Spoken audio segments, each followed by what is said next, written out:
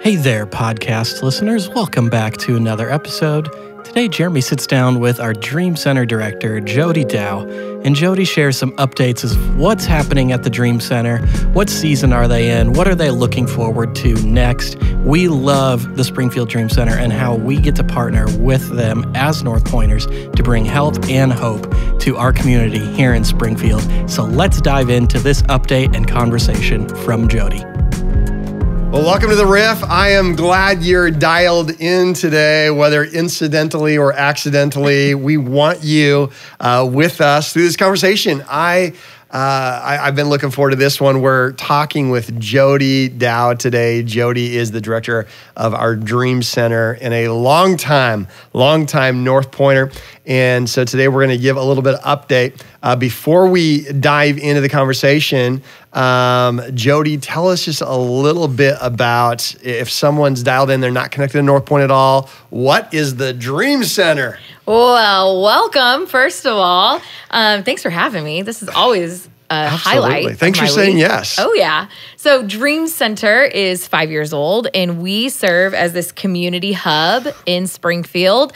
North Point, you guys launched us about 5.5 years ago to get ready. Yeah. And it's been a crazy ride. So we exist here to make sure that families can regain stability, and we do that through Help for Today, Hope for Tomorrow. So what we've discovered at the Dream Center is you need both help and hope to help a family move forward and reach that stability point. So help would be things like our community dinners, block parties, the way we can resource and really meet families wherever they're at. And then the hope side comes from relationships into classes and budgeting, where we can start to make changes. And we get to support families making the changes. So we're not the boss here saying, hey, change these 5 things, but we support families saying, I need to change my budgeting habits. I need to change my goals. I need to change the job I do or the education I have so that I can then reach the goals that they have to help their families maybe see life in a different way than they have before. Yeah. Now, I'm trying to remember when we had an episode, what month it might have been. But we have, if you search previous episodes, we talked a lot about the Dream Center, how it came to be, a little bit of your journey as well. And so I would encourage you, if you missed that episode, go back, because I believe it's such a big part of the DNA of who we are. And today, what I want to do is I want to ask you some questions about, I asked you to come with some of the data and some talking points about the first quarter of this last year, just kind of what's going on, because I want North Pointers to understand that what we do outside the church is so much more important and proves that what we do inside the church matters by what we do and how we express the love of Jesus outside the church.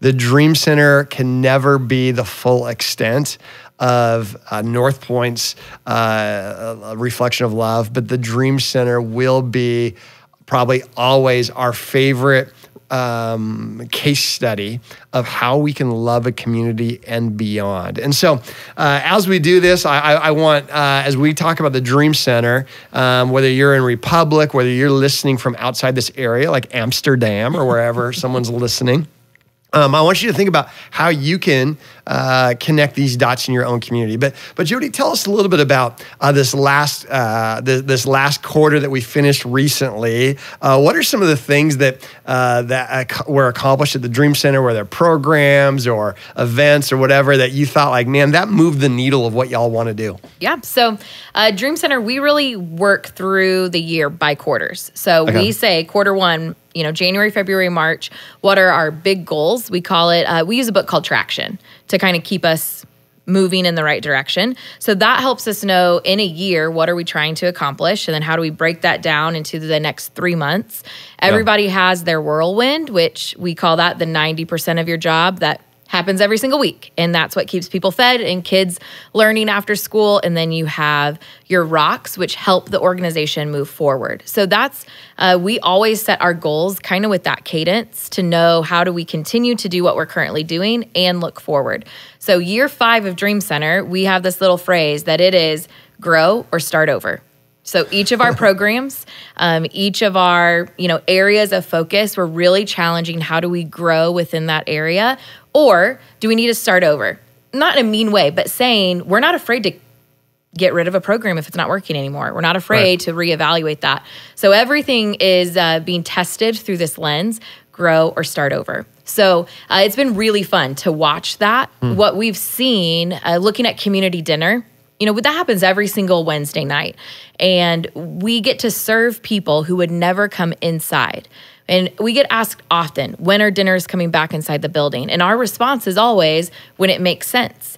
Because right now, our people that are attending drive-through dinner would not come inside. So last week, we actually asked every single car. We threw some tables and chairs up in the gym, and we asked every single car if they wanted to come in today or do drive-through. And we wanted to hear their responses. So what makes us decide to keep it drive-through were the reasons they gave us last week. They're picking up for their neighbors. They're coming by on their way home from work. They're headed to their kids' soccer game. These are families that are falling in the gaps because they don't qualify for food pantry, or gas is very expensive right now. So they're not going to drive home and come back in. They're needing to make the decisions that financially make the most sense for their family. So we're like, okay, that's awesome. Then we pull the numbers from Q1 and we looked at how many meals have we been doing. So in January, we did just over 1,200 meals. Okay. In January. Which, time out. Some people who are listening, as I'm processing this, I'm thinking if I were in charge of 20 meals in a week for people in my family unit, that's a lot. 1,200 meals. That's a lot. 1,200 meals. Okay. It is a lot. Yeah. So then in February, our shortest month of the year, we did 1,100. Okay. So we're like, okay, we're about even. But in March, we did 1,700 meals. Wow. And typically in March, you'd see a decrease that week of spring break. And instead, we saw a jump in March. That's also when you saw gas prices increasing. You see grocery prices increasing. And so I think the need in community dinner is going to continue to grow. We prep 300 meals every week. We have gone over that amount consistently the entire month of March. So just in Q1, we served over 4,000 meals on Wednesday nights. So we call ourselves the Chick-fil-A of drive-through community service. I don't know legally we can, but yeah, it's probably trademarked. But I do think there's a sponsorship opportunity for them. So let me pull the string on some of this, is because what you're talking about, I think, is just a great leadership principle, and it's so important to everything we do at North Point. So important to everything you do at Dream Center is you talk about mission, you talk about method, right? So you're changing the method, and what happens is our heart and soul. One of our jobs as a leader is to make sure that we get addicted to and committed and attached to the mission, not the method. But that's slippery. Sometimes we fall in love with how we do something, not necessarily why we do something. And so if we tweak of how we do it, or we tweak a different program, some people they emotionally get disturbed on that. And I've heard that, I'll come back and serve again when we serve around tables. And I understand that, but how do you process that when you're overseeing so many programs? Tell me about the tension between the mission and the method. it's one of my favorite tensions, personally. But it should always be a tension, right? It yes. should. Yeah. So my theory on it is if we attack it before it's a tension, you have a better opportunity. Okay. So we do things regularly here that maybe it keeps the tension constant. Maybe that's a better way to put it. Yeah. So we routinely do what's called CANIs, constant and never-ending improvement, because I want our team to understand it's not a surprise when I ask them to start testing their methods. We do that on a regular basis. So tell me, what worked about this last month? What didn't work? What was confusing? What are the questions? Because that helps us as a team stay in this constant mindset of it should not look the exact same every single week. Now, it doesn't mean every single week, let's try something completely different, but we should be tweaking small things. We should be questioning things. Our program leaders, our team lead volunteers should be watching for these certain things, and they are things attached to the mission. Right. So yes, I want you to watch the method. How do we make it easier? How do we make it cleaner? Do we run into a spot where then we realize that method cannot serve the volume of people we need to and the time frame we have available? That's one of the problems with the method of a seated dinner right now, is we could do seated dinner and we can serve a third of the people that we're currently serving. And for me, that method does not attach correctly to the mission of what we're trying to do. So if we can create, though, this idea of question, that questioning is not bad. Questioning helps us grow and creates opportunity. Then as a team, they are more likely to be open when I say, what happens if we do dinner completely differently next month? Yeah. And we did ask that question. They did all look at me a little scared. And this is with them being trained to ask questions. Right. So after they got over being scared, what I loved is they knew to start with the mission. Why do we do community dinner? I love that. And that should be our question leading into what each is week. that? What is the mission specifically for that particular program? Why we do community dinner? Because it's a felt need in our community and it's an open door to what we do here. Yeah. So if we believe that help for today leads to hope for tomorrow, I need to create opportunities here at the Dream Center that allow our teams, our volunteers, our donors, and the people we serve to get connected. Yeah. And that could be a dinner. It could be a block party. It could be just these kind of one-time opportunities for people to come in and check out what the Dream Center is about. Yeah. And drive-through dinner makes it easy because they don't have to come inside. They can ask questions from the comfort of their car. We can give them information. We can put strategic team members in the parking lot. Sometimes people think the parking lot's like, hey, just throw the leftover volunteers. You have some extras, so you throw them out there. For us, that parking lot. That's always what I got sent. that's where I got sent to. But the parking lot's one of the most strategic places for us on a Wednesday night. Those are people who have your first opportunity to connect with someone. Yeah. They can find out, hey, is it your first time? We're averaging new people every single Wednesday. Yeah. And so learning, how did you hear about us? Why'd you show up today? Yeah. What else could we do to be serving you? So dinner allows us to be this kind of gatekeeper of what other program are we missing? Right. And we ask routinely, are we missing having a seated option? How often do people want to be invited in for a closer community than their 3 minutes they get in the parking lot? And we also love to do surveys too of like, what's your favorite meal that we've served in the last couple months? Because let's put that one back on rotation. Is there one you didn't like? And we ask those questions after we've gotten numbers from them. So when they come on and we're saying, hey, how many meals do you need today?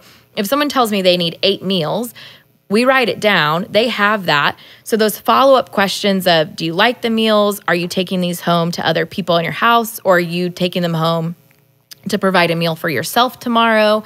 Our serving size is okay. All of those questions we ask after they've already been guaranteed what they came for. Yeah. Because we get more honest answers that way. But we want to always be asking something. Otherwise, the program, then it just runs because that's the way we've done it. And if that's the way we've done it, how do we grow?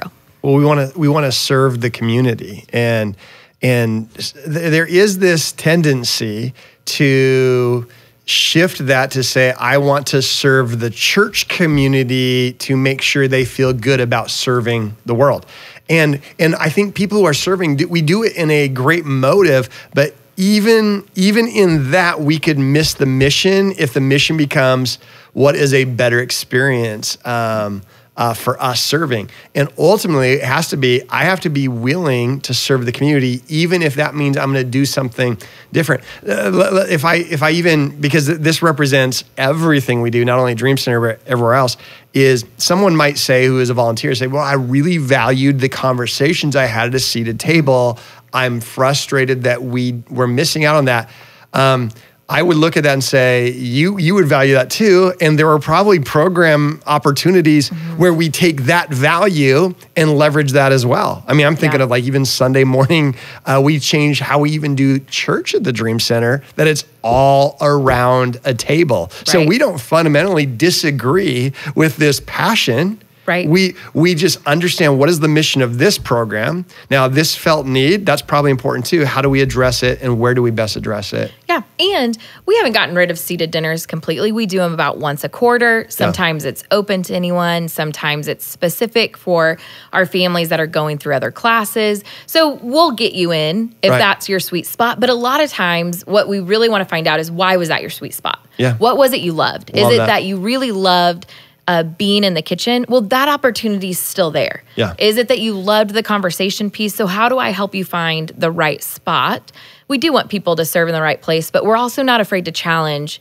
Are you needing that because that's how you prefer to serve? Are you needing that because you yourself need community? And how else can I help you get connected? That's so good. Tell us about some of the other programs, and we don't have time to hit all of them, but tell us about a couple of your favorites, and then I'll throw a couple of mine. Yeah, so Dream Center Academy, always one of my favorites because you get to see students growing. So even yesterday. And it's before school and after school, different age groups, right? Yes, so middle school is with us before school right now because of school start times.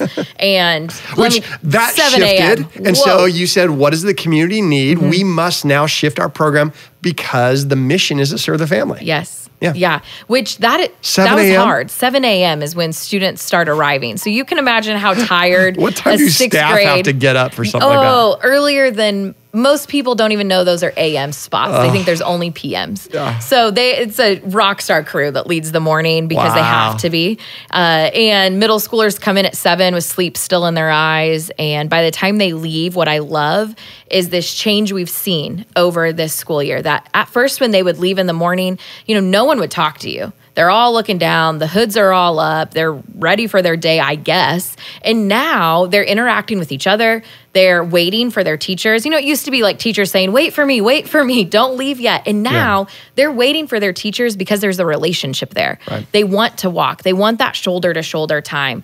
They're looking at staff. Like you walk them to class. Oh yeah, we walk them to school. Yep. Yeah. It's probably the most embarrassing part of their day. And my favorite, personally. I think it's the rope you make all the junior hires hold on to. Yeah, the walking rope. So I love it too of one of the middle school students has an inside joke with one of our office staff members. And I don't understand it. It's probably like a TikTok craze, so I'm too old. And they haven't let me in on it.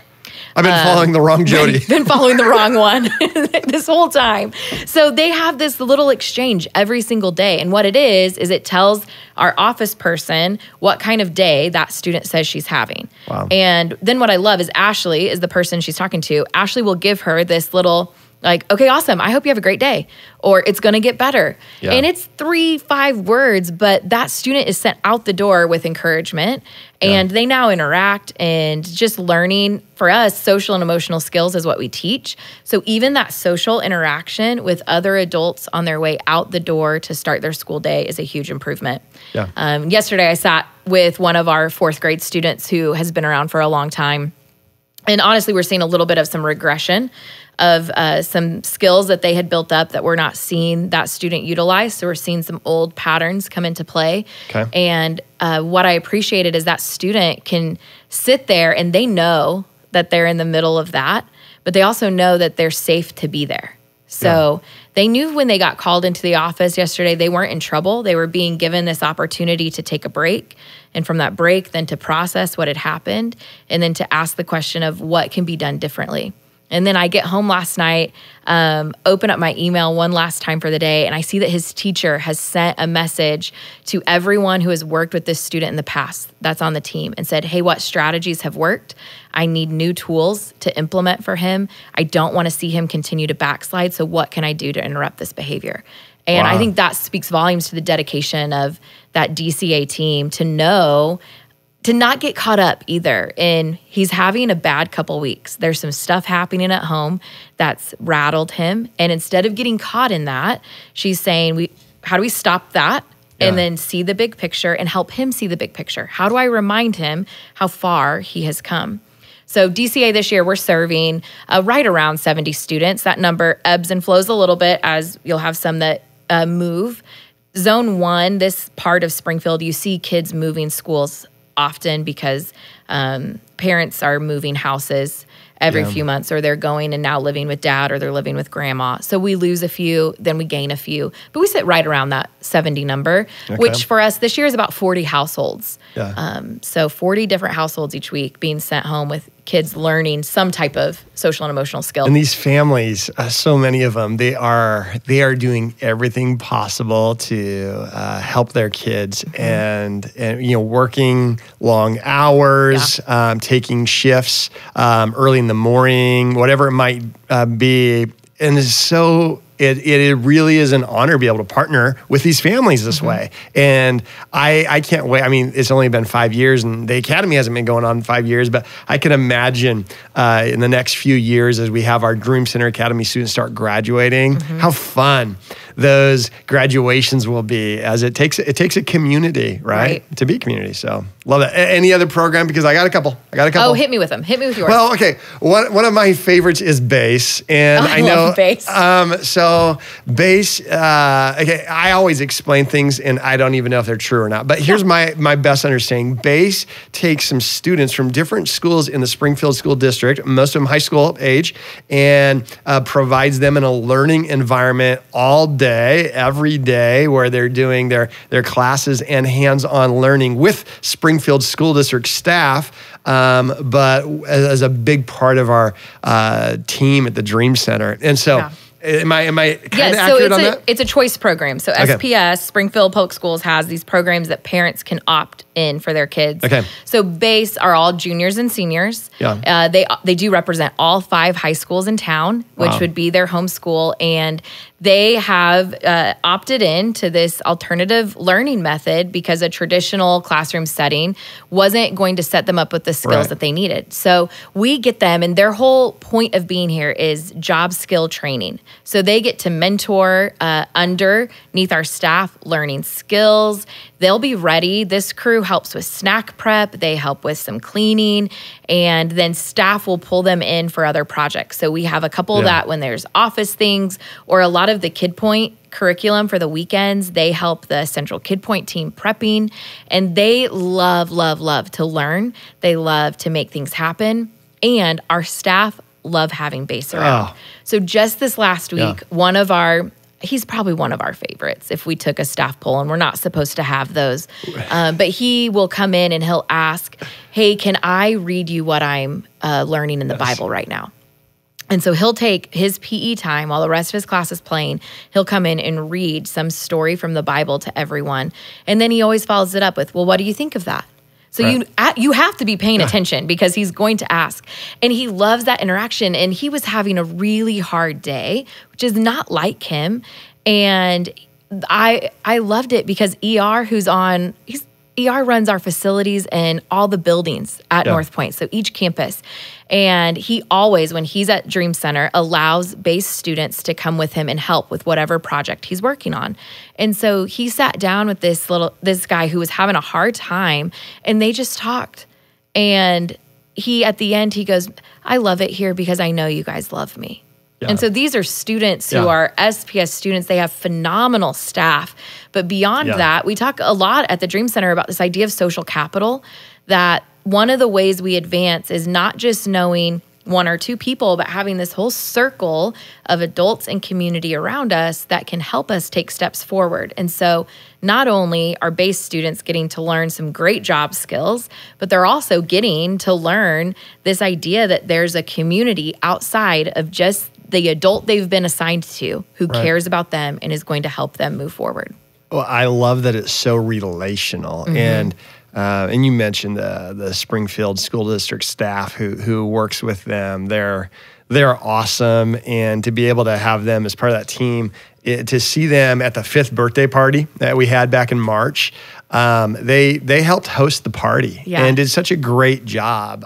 So I just love that program. I love that it allows some students who might get lost in the crowd or in a different setting not feel as valued or needed to all of a sudden be the center of support and relationship. I love that. I also love the senior boxes for senior citizens. It was a weekly deal. Is it? Yeah. So senior boxes, typically our family that we focus on are families that still have kids at home. So this is kind of on that outskirts, but you see a lot happening right now where grandparents are raising their grandkids.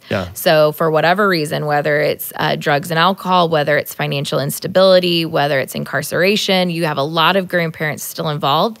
And in poverty culture, the grandmas usually are top dogs. So that's who runs kind of the family unit is grandmas. So we had this opportunity come to us where it's a USDA federal grant. It's run through Ozarks Food Harvest, and they need sites around town that will distribute these senior boxes because they're trying to make sure that people aren't having to drive all the way across town just to get their box for the month. So how can we, do it in pieces where it makes it easy. So we thought, you know what, it's a little bit on the fringe of what we do, but I think it still supports families that we're supporting, and it's an easy way for us to love our neighborhood. Yeah. So we said, sure, we can do that. And so twice a month, we have our seniors, they're all on our list.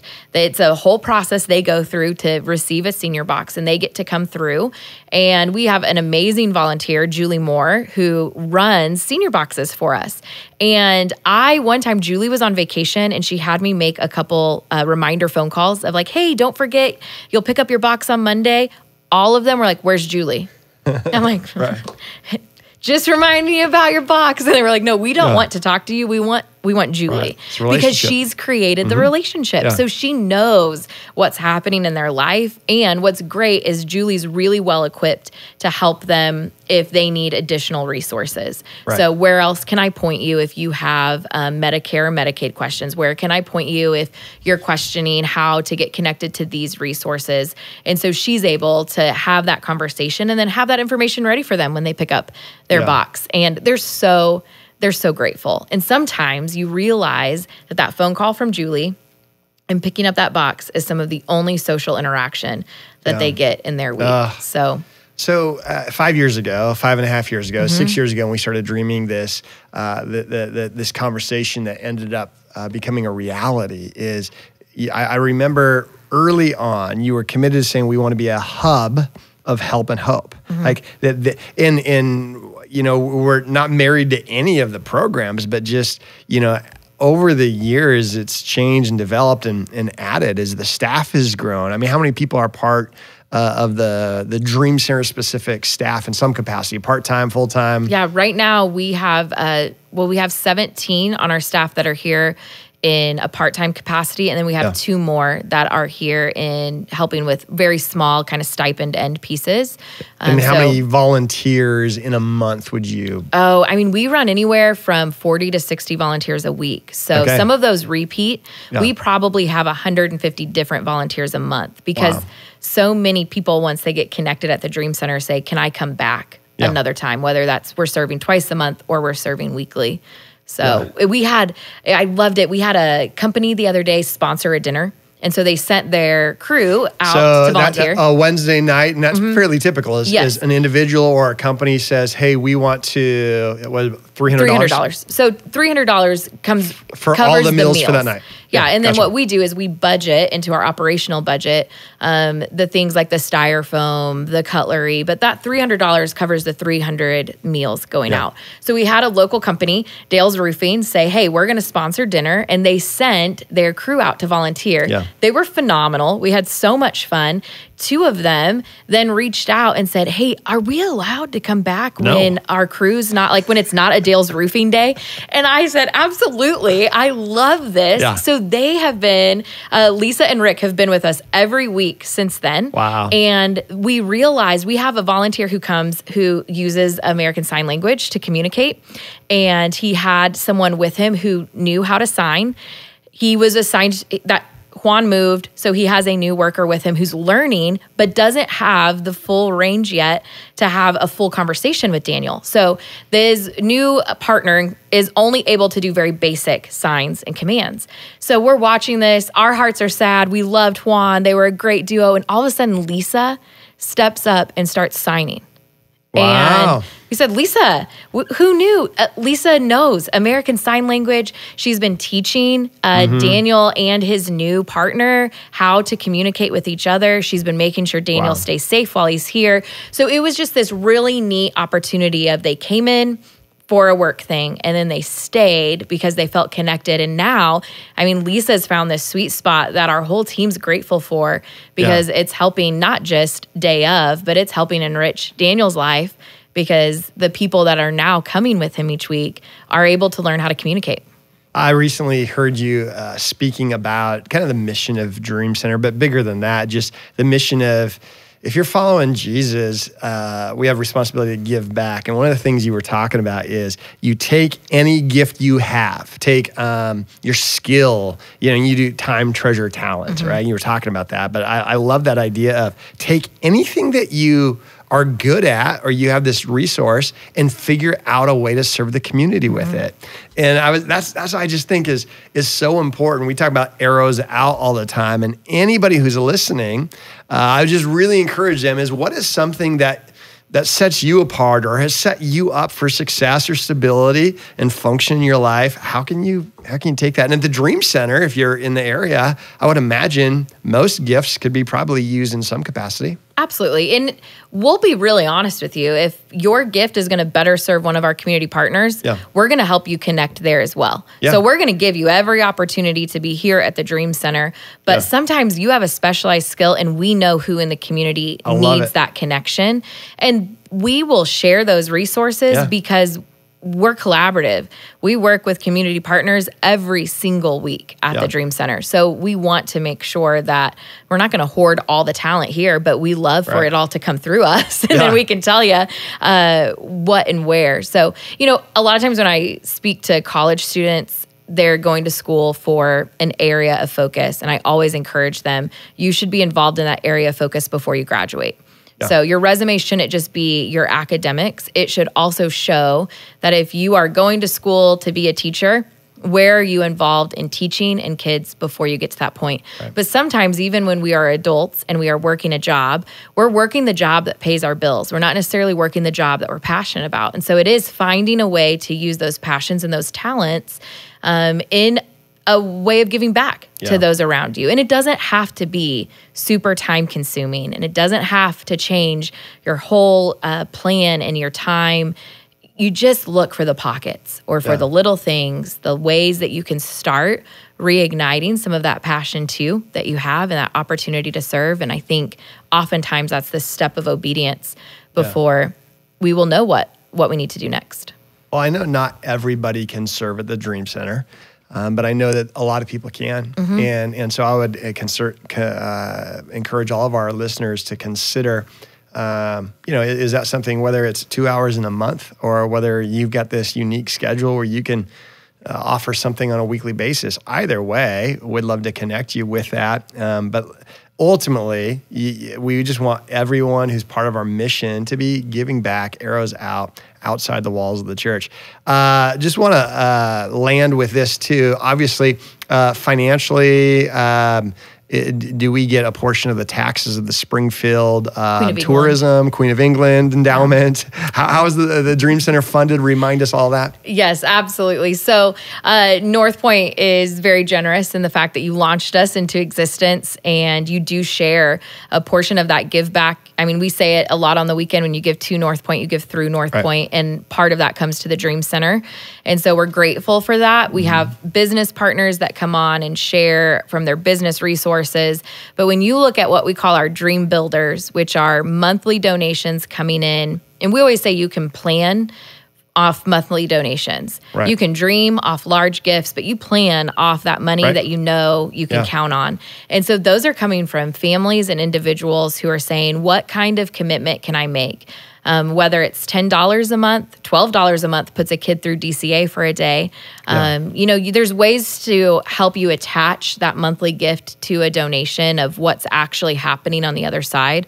And I love to have those conversations. So if you're interested in that, let us know. But any type of monthly gift helps us plan. And then we are in a season where not only are we planning and doing our programs the way we're scheduled to, but we're also in what I call like a repair season.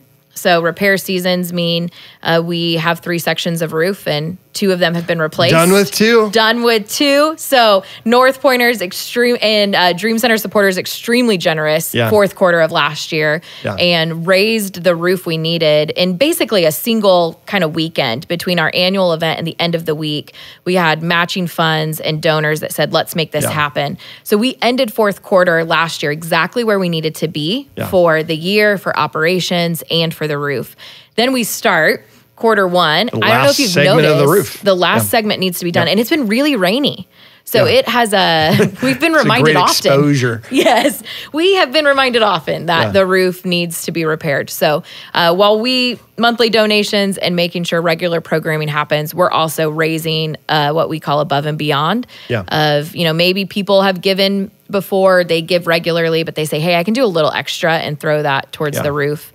to get that last section taken care of. You mentioned this, and we'll land if you're here in a moment, but I would encourage those who are able, if you're listening, what you said about you can plan your programming based on what you know is coming in monthly. I would encourage people, jump on that if you're at a spot where you can. At North Point, we don't do like missions giving and in different departments like this. And while we are going to budget what we're able to do monthly as a church, as the programs continue to grow, it's going to be way bigger than anything we can do. And we want to encourage North Pointers, if you're at a spot without pressure, but you're there, man, go to, they just go to the website and figure out how to do that? SpringfieldDreamCenter.com. You'll see the giving tab at the top, and it'll allow you to do a one-time gift or set up recurring. And the other thing I'll say, our entire team, whether they're in development or not, love to do tours and conversations. So we like you to see where your money's going and invite you in at any time to call and take a tour and to see it in action, especially if you never have. Even if you're like, oh, I'm not giving enough to go on a tour. Yes, you are. If you're giving any amount, you're making the mission possible here. And we want you to be a part of it. I also know it's been our history as unique givers have been able to help us attack unique needs too.